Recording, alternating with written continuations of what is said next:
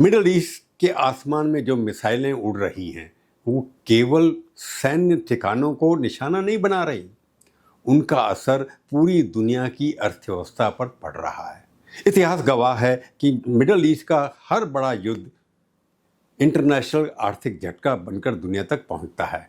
1973 तेल संकट, 1999 का खाड़ी युद्ध, 2003 का इराक युद्ध, कीमतें उनकी वजह से इतनी बढ़ी कि सारी ग्लोबल इकोनॉमी हिल गई। आज ईरान, अमेरिका और इजरायल के बीच बढ़ता टकराव उसी दिशा में बढ़ता दिखाई दे रहा है।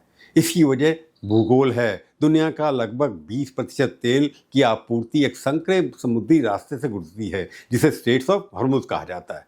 एक तरफ ईरान है, दूसरा सऊदी अरेबिया, संयुक्त अरब और खाड़ी के अन्य देश उत्पादक देश हैं जो तेल बनाते हैं, और उसका असर बाकी अर्थव्यवस्था पर पड़ता है।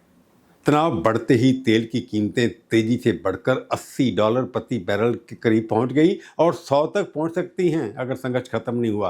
अगर 100 तक पहुंची इसका असर क्या होगा?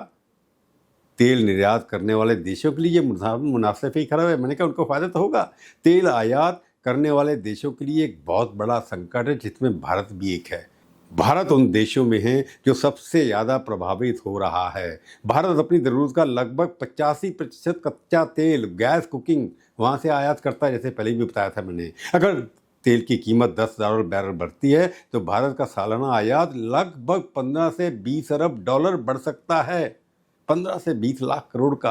अगर तेल $100 प्रति बैरल के पास पहुंचता है, ये अतिरिक्त बोझ $25 अरब से ज़्यादा हो सकता है। ये पैसा कहाँ से आएगा? आपकी और से जेब से आएगा। और अगर तेल $100 से अधिक प्रति बैरल आसमान पहुंचता है तो ये अतिरिक्त बोझ $25 अरब से ज़्यादा हो सकता है।